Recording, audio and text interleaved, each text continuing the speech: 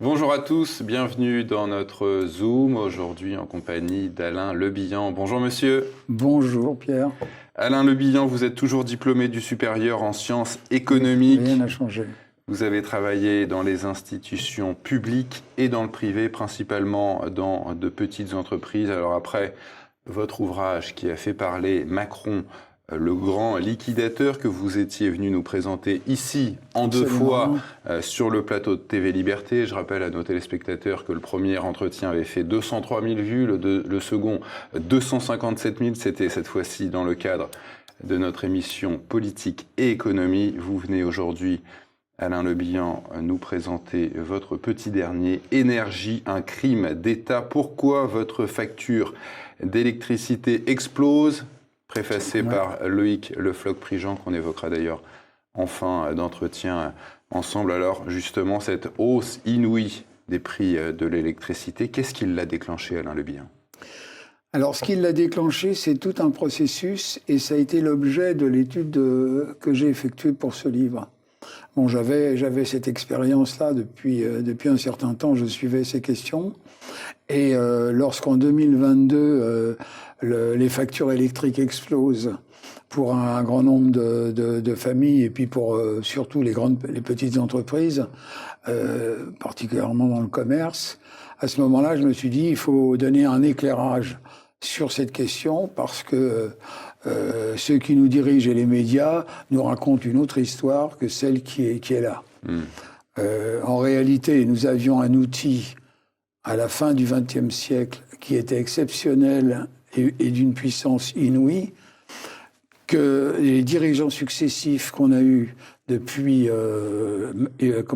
Jospin ont fait en sorte de foutre par terre. Et c'est ça que je voulais raconter, pour que les gens comprennent bien dans quelle situation on se trouve et les raisons pour lesquelles on se trouve là. Mais alors, pour faire un petit peu d'actu pour commencer, cette hausse des prix de l'électricité, aujourd'hui, à quoi l'attribuez-vous ? Alors, la hausse des prix de l'électricité vient du démantèlement d'EDF, de fait, d'une mise en quasi-faillite de l'entreprise, par tout un système qui a servi à piller la production électrique d'EDF. Ce système avait été mis en place à l'époque de Nicolas Sarkozy. Et c'est la loi NOM. Voilà, c'est la loi NOM. Avec son dispositif ARENH. Oui, dispositif avec un titre ronflant, comme d'habitude, qui avait pour but donc de faciliter la vente d'électricité d'EDF à des opérateurs qui se présentaient, à un prix et défiant toute concurrence de 42 € le mégawatt, et à eux de vendre cette manne aux clients qu'ils auraient. Déjà à l'époque, ça avait été signalé que c'était les 42 € étaient basés sur la fourniture de courant et sur la maintenance. Or, une entreprise, quand elle vend un produit, elle prend en compte la fabrication du produit et sa maintenance, mais l'investissement futur qui lui permet de continuer son activité. Ça a été supprimé. Alors, vous expliquez dans votre ouvrage, on va y venir, comment le système de production électrique français a été détruit. Avant cela, Alain Lebihan, est-ce que vous pouvez brièvement, parce que c'est assez long l'histoire, nous raconter comment ce système avait été bâti pour devenir un leader mondial du secteur ? Le système, il a été bâti à la fin de la guerre. Donc, il y a eu la création du commissariat à l'énergie atomique, qui avait pour but des études militaires, puisqu'il y avait eu la bombe sur le Japon, et en même temps des études civiles sur les bienfaits du nucléaire civil. Le deuxième outil que nous avions mis en place à l'époque, c'était EDF, c'est-à-dire une entreprise publique à caractère industriel et commercial, c'est-à-dire une entreprise publique qui fabrique et vend du courant à ses clients finaux. Ça, c'est ce qui a permis d'avoir une assise qui s'est par la suite, qui a organisé sa recherche commune et qui a donné naissance à la première pile atomique. La pile, c'était à Chinon, en 63, on a la première pile atomique. C'était une filière française qui sera abandonnée par la suite lorsqu'on prendra la filière américaine, mais qui avait donné toute sa puissance. À partir de 73, quand on a le fameux choc pétrolier, c'est-à-dire quand le prix du pétrole explose, il faut savoir que les centrales thermiques, les centrales qui fabriquaient du courant, c'était soit du charbon, soit du pétrole, ou pas encore du gaz, mais majoritairement du pétrole. À partir du moment où le prix du pétrole est multiplié par 4, les conditions de fabrication d'électricité sont forcément exponentielles. À ce moment-là, le Premier ministre de l'époque, puis c'est la période difficile, la fin de Georges Pompidou, le premier Pierre Messmer, appelle EDF et dit qu'est-ce qu'il vous faudrait, combien de centrales nucléaires êtes-vous capable de fabriquer par an? Le président de l'époque, qui s'appelait Marcel Boiteux, a dit donnez-moi 2 heures. Et 2 heures après, il lui a dit voilà, je suis capable d'en fabriquer 5 par an. Et à partir de là, tous les investissements qui ont été faits dans le nucléaire. C'est ce qu'on a appelé le tout nucléaire et qui a déchaîné le mouvement écologiste qui était né auparavant, c'est une production quand même, l'écologie, faut pas oublier que c'est en 69, le premier texte vraiment écologiste vient de la Commission européenne, via son vice-président qui était le Hollandais Mansholt, c'est le document qui s'appelle Halte à la croissance. Il y avait le Canadien aussi, Maurice Strong, dont on avait déjà parlé ensemble. Qui va servir, lui, chez Greenpeace ou l'autre, ou le WWF, enfin c'est une des deux. C'est une des deux. Enfin, de toute façon, dans l'écologie, il y en a 3 qui comptent. Les Amis de la Terre, le WWF et puis Greenpeace. Ouais. Alors, avec le choc pétrolier de 73, en effet, les 30 Glorieuses vont prendre fin pour laisser place au discours écologiste qui va se concrétiser dans un premier temps avec l'acte unique de la Commission de Bruxelles en 96 et le sommet de Rio en 92 sous l'égide de l'ONU. À partir de là, vous dites que nos dirigeants, droite et gauche confondus, vont détruire EDF. Et cela va commencer sous la cohabitation Chirac-Jospin entre 97 et 2002, avec la fin de Superphénix en 97. Alors Superphénix, c'était quoi? C'était un réacteur qui produisait de l'électricité à partir des déchets des centrales nucléaires classiques. Donc c'était quand même une idée de génie. La fin, nous, les écologistes, attaqués sur les déchets, vous voyez, c'est inadmissible. Et on a réussi à résoudre le problème. Donc pourquoi Superphénix a été torpillé comme ça? Alors, pourquoi il a été torpillé? Fallait donner un gage de la part du Parti socialiste et de Lionel Jospin aux écologistes pour être à l'élection présidentielle de 2002, pour être en capacité de gagner. Ça, c'est le fonds de commerce. Le fonds de commerce de la gauche. La deuxième chose, c'était quels étaient les intérêts qui étaient derrière les écologistes pour vouloir foutre par terre cette technologie qui était révolutionnaire et française. C'est-à-dire que les ingénieurs du CEA, les chercheurs du CEA s'étaient posé comme question le cycle du combustible, enfin l'uranium, c'est-à-dire ce qui va permettre de donner de la chaleur et de produire de l'électricité. Le cycle du combustible, c'était de l'uranium qu'il fallait trouver dans des mines, de l'uranium du plutonium qui arrivait en déchets. Donc il y avait cette contrainte. Est-ce qu'on pouvait pas trouver un système qui permettait de faire fusionner les deux en quelque sorte? Et c'est ce qui a été fait par cet outil qui s'appelle, enfin c'était Superphénix qui était prévu de produire de l'électricité sur le plan commercial, mais qui avait déjà été effectué avec deux prototypes, Phénix qui était plus petit, et Rhapsody qui était encore plus petit. L'un faisait 70 MW, l'autre 250 MW. Et on avait donc le Superphénix qui faisait 1250 MW, qui était quand même une machine extrêmement puissante, qui arrivait, si vous voulez, au final de son activité avant d'être commercialisé. C'est-à-dire, c'est ce qu'ils appellent dans l'aviation le démonstrateur, c'est-à-dire l'avion qui est quasiment vendu.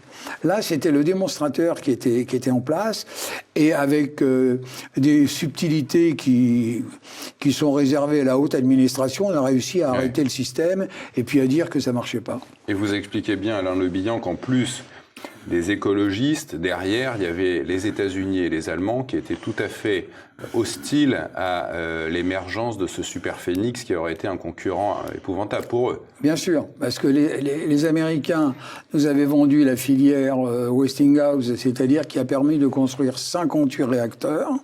58 réacteurs que nous avons francisés, c'est-à-dire dont nous maîtrisions parfaitement la technologie, et nous voulions, enfin la France voulait avoir cet prototype de réacteur qui allait équilibrer l'ensemble. C'est-à-dire qu'aujourd'hui, ce ne serait pas idiot de dire que avec un pouvoir normal, on aurait 3 réacteurs surgénérateurs qui seraient en fonctionnement sur le territoire et une capacité de production électrique infinie.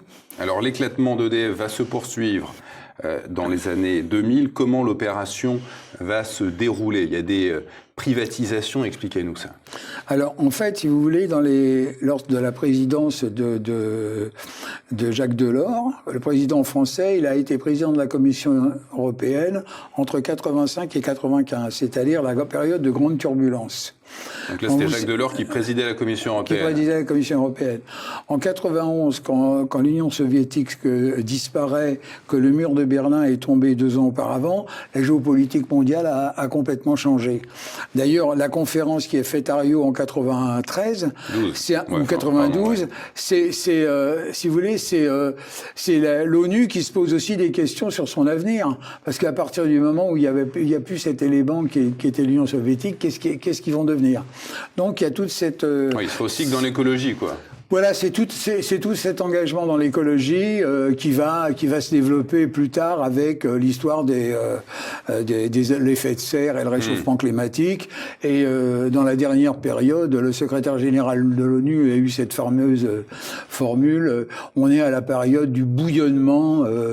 Bon, ce sont des trucs qui ne tiennent pas la route. Ouais. Enfin, tout ça, c'est l'argumentaire pour essayer de donner un aspect viable à la croissance zéro et la situation dans laquelle on se trouve. Faut pas se raconter l'histoire. Alors, le démantèlement d'EDF, vous l'expliquez très bien, c'est la création en 2000 de RTE, Réseau de transport d'électricité, et en 2005, RTE et EDF deviennent des sociétés anonymes. Ouais. Donc, oui, c'est-à-dire on coupe, en fait, si vous voulez... EDF en deux, voilà, producteur et acheminement de l'énergie. Voilà. Tout ce qui est les fils électriques qu'on voit et tous les transformateurs, tout ça, c'est du domaine du réseau de transport. Et ben tout ça, on va dire, ah ben non, ça appartient plus à EDF, on va créer une nouvelle société qui va être en contact avec le client, enfin, avec les gros clients, mais toujours avec quand même EDF qui continue à payer derrière, faut pas oublier. Alors, avant d'être battu au second tour, au premier tour de l'élection de 2002, Lionel Jospin promeut les énergies renouvelables. Donc ça se fait en parallèle de l'éclatement. Donc comment ces énergies renouvelables vont être couplées à notre production d'énergie nucléaire? Comment ça marche? Alors, en fait... Lionel Jospin, lorsqu'il passe devant la commission d'enquête du Parlement sur l'énergie, il dit « Nous avons pris des dispositions volontaristes ». Autrement dit, il n'y avait rien qui tenait debout, mais pour montrer notre volonté, on va faciliter. Donc c'est une question d'argent, hein. C'est-à-dire on va donner à des opérateurs la possibilité de gagner beaucoup d'argent avec un truc qui, dont les performances, maintenant on s'en aperçoit, ça vaut pas grand-chose. Donc à partir de cette date-là, on va commencer à créer en masse des éoliennes et puis des panneaux solaires jusqu'au moment où, ça va être pour François Hollande, où il va y avoir la fameuse rupture, si vous voulez, avec la transition énergétique, où on va dire maintenant, ce qui est vraiment merveilleux, ce qui est formidable, ce sont les éoliennes et le solaire, et le nucléaire, faut l'envoyer à la casse. C'est ça qui a été fait. Naturellement, à la façon d'Hollande, c'est-à-dire j'en parle mais je le fais pas, je laisse toujours les autres le faire. Alors et là, ce sera Macron qui fermera Fessenheim. Vous allez un peu vite en besogne, cher Alain Le Bihan, puisque il y a un acteur que l'on oublie, sur lequel vous faites l'impasse là dans votre discours, c'est celle de Nicolas Sarkozy. Vous dites que la démolition d'EDF va aller beaucoup plus loin sous sa présidence. Vous parlez même d'un véritable pillage. Qu'est-ce qui s'est C'est passé ? effectivement un pillage. Le pillage, c'est ce qu'on a dit tout à l'heure avec le mécanisme de l'Arenh, c'est-à-dire obliger EDF à vendre du courant électrique à un prix extrêmement bas, qui ne lui permet pas donc d'assurer ses investissements futurs, donc de le mettre dans une situation difficile, et qui en 2022 va se trouver dans une situation beaucoup plus difficile, parce que on va arrêter les centrales au motif qu'elles ont des tuyaux qui sont pas très bien soudés. Corrodés, ouais. Mais on va pas faire dans la dentelle, hein. On va arrêter toutes les centrales, ce qui se fait jamais. D'habitude, on en fait une et on voit comment ça se passe. Mais là, on a arrêté toutes les centrales. Donc, on s'est trouvé dans l'impossibilité de fournir la clientèle. Et donc, il a fallu qu'EDF rachète à ses opérateurs le courant qu'elle leur vend. Ouais.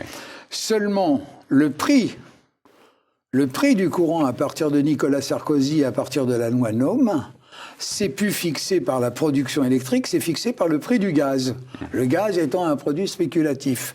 Or, en 2022, on a les problèmes de l'Ukraine, et à partir de ce moment-là, il y a une évolution considérable du prix du gaz, et donc EDF, qui a vendu son gaz 42 €, son électricité 42 € le mégawatt, va racheter son électricité plus de 300 €. Donc cette loi NOM en 2010, elle est faite évidemment à la demande de Bruxelles avec son dispositif Arenh, et qui a au-dessus de Bruxelles, on devine que c'est l'Allemagne qui veut qu'on indexe ça sur le prix du gaz, parce qu'il y a tout intérêt. Voilà, derrière toute cette affaire, il y a l'Allemagne, l'Allemagne réunifiée a tout fait pour mettre EDF en difficulté. Et alors vous citez deux anciens patrons d'EDF, Pierre Gadonex, excusez-moi, qui a qualifié l'Arenh de monstruosité, et Henri Proglio de mesures iniques destinées à casser EDF sous la pression bruxello-allemande. Henri Proglio dira « La destruction d'EDF a été structurée, voulue et obtenue ». Donc comme ça, si on avait des hésitations encore...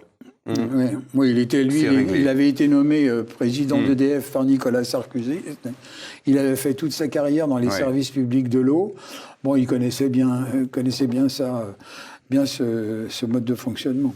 Alors, vous évoquiez un petit peu tout à l'heure la présidence de François Hollande. Sous sa présidence, le capitaine d'industrie Louis Gallois est nommé commissaire général à l'investissement pour accroître la productivité de l'industrie française. Mais c'est finalement la transition énergétique qui va s'imposer. Quelles vont être alors les conséquences de cette décision stratégique, comme l'a appelé François Hollande ? Alors, ce que dit Louis Gallois... Louis Gallois, c'est un personnage qui a été à la fois directeur de l'impôt, qui a été directeur de l'industrie, qui a dirigé Airbus, qui a dirigé la SNCF. C'est quelqu'un qui est issu de la gauche, mais qui connaît l'entreprise et l'économie. Ce qui est rare. Comme Loïc Le Floch-Prigent, qui est votre préfacier. Voilà. Il y en a quelques-uns qui sont dans cette situation. Homme de gauche. Voilà. Et on lui demande donc de faire un rapport sur l'amélioration de la productivité de l'industrie française. Bon, il explique dans ce rapport, alors moi j'ai pris la partie qui concernait l'énergie, il a dit voilà, on a un avantage comparatif par rapport aux autres, c'est l'électricité qui est abondante chez nous et pas chère, et ça permet, sous-entendu si vous voulez, ça permet de faciliter en partie, ou ça permet d'obérer en partie les difficultés que font peser l'administration française sur les petites boîtes, pour simplifier. Et ils disent ce qu'il ne faut surtout pas faire, c'est diminuer la production électrique d'origine nucléaire. Et il ajoute à un moment, il dit, concernant les éoliennes et le solaire, il dit, en gros, si vous voulez, c'est bien, on peut l'utiliser, mais d'une façon à la marge, et pas forcément raccordé au réseau. Parce que le problème qui va se poser, c'est quand on va mettre ce qu'ils appellent les énergies douces et durables, quand on va mettre ça sur le réseau et qu'on va le déstabiliser le réseau électrique. Hein. Oui, parce que les centrales ne supportent pas qu'on fasse du yo-yo avec c'est ça. C'est-à-dire que quand il y a du vent et quand il y a du soleil, il y a une production de courant, on la fait rentrer mais ça ne marche pas comme ça. Hein, c'est pas, faut avoir fait l'ENA maintenant pour imaginer que ça marche comme ça. Alors justement, François Hollande prévoyait en son temps la fermeture de 17 à 24 centrales. Au passage, la Cour des comptes avait estimé le coût, enfin les pertes de recettes à entre 8 et 10 milliards d'euros. Ouais. Bon. Un réacteur, en gros, ça rapporte 400 millions par an. Ouais, donc, en juin 2020, donc le président Macron est à l'Élysée. Il décide de fermer les 2 réacteurs de la centrale de Fessenheim. Il annonce aussi la fermeture de 12 autres réacteurs entre 2025 et 2035. Nous sommes ici en juin 2020. 20 mois plus tard, à Belfort, le 10 février 2022, donc nous sommes 10 jours avant l'entrée des troupes russes en Ukraine, Emmanuel Macron décide alors une relance massive du nucléaire. Comment vous expliquez cette volte-face-là ? Le volte-face, ça vient du fait qu'il a fallu qu'on importe du courant électrique l'année d'avant. Enfin, et cette année qui commence. Donc à partir de ce moment-là, si vous voulez, ça remet un peu les pendules à l'heure. C'est le choc du réel. Là, on s'aperçoit qu'il va se passer quelque chose de dramatique dans les années futures. Donc il faut prendre des dispositions. Il faut bien voir que pendant plus de 20 ans, on n'a rien fait. Oui. On n'a construit aucune centrale. Il n'y en a qu'une qui est en construction, c'est la centrale de Flamanville, qu'on n'arrive pas à sortir. C'est le fameux EPR. L'EPR qui a été modifié, qui maintenant s'appelle EPR2, parce que des difficultés techniques étaient là. C'est Monsieur Lévy, l'ancien PDG de EDF, qui a une réunion... des grands patrons français avaient dit, attendez, moi, on me dit que la filière nucléaire s'est terminée, donc je n'engage plus de nouveaux ingénieurs pour aller ressouder, aller colmater tous les problèmes. Oui, j'ai pas embauché les soudeurs, moi j'ai embauché... voilà. Oui, bien sûr. Alors, c'est quelque chose que j'ai oublié de vous dire, lors de la présidence Sarkozy, il a mis aussi sous la tutelle de l'écologie, c'est-à-dire du ministère de l'Environnement, il a mis la production électrique l'énergie sous la contrainte. C'est-à-dire que ce sont les gens de l'ADEME, c'est un foyer de gens anti-nucléaires comme c'est pas possible, qui vont tout faire pour foutre notre réseau électrique par terre. Et avec peut-être aussi la complicité de Monsieur Borloo, l'auteur du Grenelle de l'environnement. Borloo, ce serait le père de Macron, si vous voulez. Il a toujours fait du en même temps, mais pas toujours à la même période, quoi. Ouais. Alors pourquoi est-ce que vous dites que ce fameux discours de Belfort du président Macron, le 10 février 2022, a été aussi décevant pour les pro-nucléaires que pour les anti ? Oui, parce qu'en fait, ça n'aboutit à rien. C'est-à-dire que la première obligation, c'est toujours la même, c'est de mettre en avant les énergies renouvelables, de mettre en deux le nucléaire. Alors, ce qui avait plu quand même au début, c'est lorsqu'il dit « nous allons reprendre la grande aventure du nucléaire ». C'est-à-dire, il a fait partie de tous les pouvoirs qui sont arrangés pour la foutre par terre. Là, il va reprendre la grande aventure du nucléaire. Bon, naturellement, c'est pas crédible tout ça, parce que on ne règle pas les problèmes avec ceux qui les créent. Ouais. On le sait par expérience. Donc c'est pour ça qu'il va remettre le travail lors d'une deuxième intervention la même année. C'est 6 mois plus tard. On est alors à Saint-Nazaire. C'est son discours du 22 septembre 2022. Et là, il revient encore sur ses propos 6 mois plus tôt. Alors, qu'est-ce qu'il raconte ? C'est quoi la différence ? C'est le même type, sauf c'est que le nucléaire qui devient le premier poste. Ah oui, d'accord. Le deuxième poste, c'était le renouvelable en premier, et on remet le nucléaire. On a changé l'ordre des facteurs. Donc on a flingué EDF entre les deux, et on revient à la situation initiale. Et alors, Pannier-Runacher, qui était la ministre déléguée à l'énergie, elle, on va lui demander d'aller à Bruxelles, faire en sorte que le nucléaire soit considéré comme un outil qui ne participe pas du réchauffement climatique, et en conséquence de quoi, qu'il puisse bénéficier des aides de Bruxelles. Ouais, on l'a entendu à plusieurs reprises, Mme Pannier-Runacher, dans les médias. Elle a eu le temps de se décrédibiliser comme il fallait. Fille riche qui... Dernière question, Alain Lebihan, donc je l'ai dit en introduction, c'est donc le grand capitaine d'industrie Loïc Le Floch-Prigent qui est le préfacier de votre ouvrage. Il explique les clés pour un retour à la compétitivité de notre industrie nucléaire. Quels en sont les grands axes ? Alors, C'est le combat que mène le Floch-Prigent aujourd'hui, c'est-à-dire, il dit, en gros, nous disposons des outils pour refaire, si vous voulez, reprendre l'aventure telle qu'elle a été bâtie à partir de 1974 et même avant, comme j'ai décrit. Nous avons donc les outils. Il faut améliorer ceci, mais maintenant il faut mettre du fric. Hein.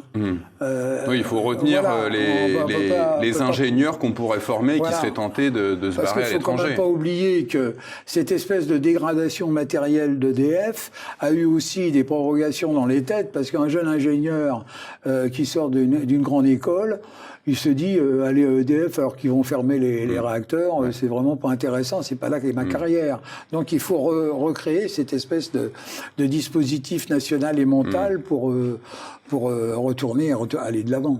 Mais est-ce qu'on a aujourd'hui les moyens de faire en sorte ce que disait Valéry Giscard d'Estaing en son temps, de faire de la France l'Arabie Saoudite du nucléaire? Ah ben, c'est-à-dire que le problème qu'on a, on a perdu une vingtaine d'années. Le problème, c'est toujours le problème du surgénérateur qui est en suspens. Il y a eu... C'était Superphénix, le surgénérateur. Chirac avait refait, si vous voulez, un surgénérateur qui s'appelait Astrid. Ouais. C'est-à-dire, c'était tout un programme pour développer la surgénération qu'Emmanuel Macron a fermé en 2019. Et sachant, si vous voulez, les influences d'Emmanuel Macron, bon, je ne doute pas que depuis le début, c'est un problème. Les Américains ne souhaitent pas que nous développions la surgénération. Or, celle-ci, elle se développe en Chine, elle se développe en Russie, elle se développe aux États-Unis. Parce que de toute façon, le problème, il est valable pour tout le monde. Il y a des déchets qui sortent que va pouvoir utiliser. Ouais. Le déchet, c'est une matière première. Comment faire pour utiliser des trucs qui ont une durée de vie de 3000 ans et qui sont quand même dangereux, hein. C'est pour ça qu'il faut les enterrer dans des conditions spéciales. Énergie, un crime d'État. Pourquoi votre facture d'électricité explose? C'est le dernier ouvrage d'Alain Le Bihan, toujours publié au CIM. Merci à vous, monsieur. Je vous remercie.